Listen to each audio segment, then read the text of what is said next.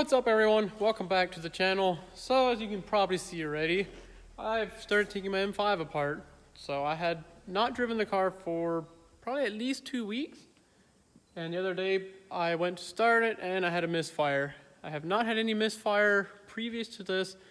I did notice a little bit of a rough cold start, but I figured that was just due to going to E85, and I was told by the previous owner that the spark plugs had just been changed. So it was on my list of things to do, but I had not got it done. But I ended up with a misfire code, so I went ahead and scanned it and came up with a cylinder number 10 misfire. And it was really severe. Even at a cold start, cold or warm, I let it idle and warm up. You could feel it missing, and it was actually shutting the fuel off. So I knew I had a complete miss. It was not firing. So at first I was a little bit worried, thinking about, the spark plugs are newer, and I had no misfires before. I kind of started getting worried that maybe I have an injector issue, especially considering the miles the car has and the fact that I went to E85 and that it had been sitting for 2 weeks. So I was a little bit worried, but I figured, I'll pop the coil out, pull the plug out, take a look at it, see if it's wet, see what it looks like. So I went ahead and popped number 10 spark plug out, and spark plugs have not been changed in a while, if I know anything. So I figured I'm going to just do them all, obviously. And I figured it'd be a good thing to make a video about. So hopefully I'll be able to kind of go over what it takes to do your own spark plugs on the S85 and the M5. Unfortunately, I already dug into it, but I think you'll be able to kind of see what it takes. I'll go over that real quick, kind of what I did already, and then continue on, and hopefully we can have another video that will help you save some bucks by working on your own S85 in either your M5 or M6. Alright, so obviously you can see I already had quite a few stuff tore up here. Number one thing you'll see when you go to do this is your coolant reservoir sitting right here. All you need to do, there's 3 bolts, there, that hold this thing kind of back in there like this. Pop them loose, pull your air box out, that's pretty easy. A couple of tabs around the back. See, I pulled that off, I just loosened the clamp here on the intake. Pop that right off. That gives me enough room to kind of lay this. You want to be careful, you got a hose down here on the bottom of the reservoir. You do not want to break that off.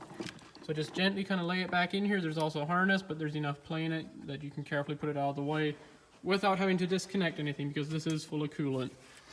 Next thing we run into is this cover here. See if I can back up where you can see it. That covers all the coil packs and the wiring harness under here. That is just popped on with little rubber grommets on these little ball seats here. You can see there, 2 little grommets. You just gently pull up, it'll pop right off. There's also a few of these hoses. You can see these two lines, secondary air and let's see, fuel line, I guess it would be, get popped into here and here. We'll go on the other side, you can kind of see. Same thing on this side, which you'll see me take that off when I get to this side. So, see if I can get you guys set up here, and we will start pulling plugs out. Actually, while I'm here, why don't I just pull one out? I think I have it loose. So we can take a look at what we're looking at here. Alright, if I can get this to focus. But they do not look good at all.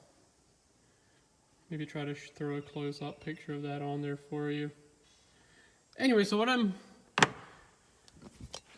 hoping happened is that the bad spark plugs just finally put enough strain on the coil pack that the coil pack just simply fried up. So I got some new coil packs as well that I'll be putting on there, and along with one to throw in the trunk as a spare. I'm going to go do all the plugs for now and see what that gets us. Hopefully I don't have an injector issue. I'm pretty confident at this point. The plug came out looking nice and dry. It seemed like we just simply had an ignition issue.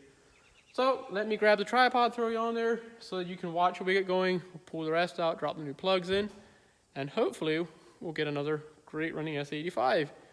So let's get to it.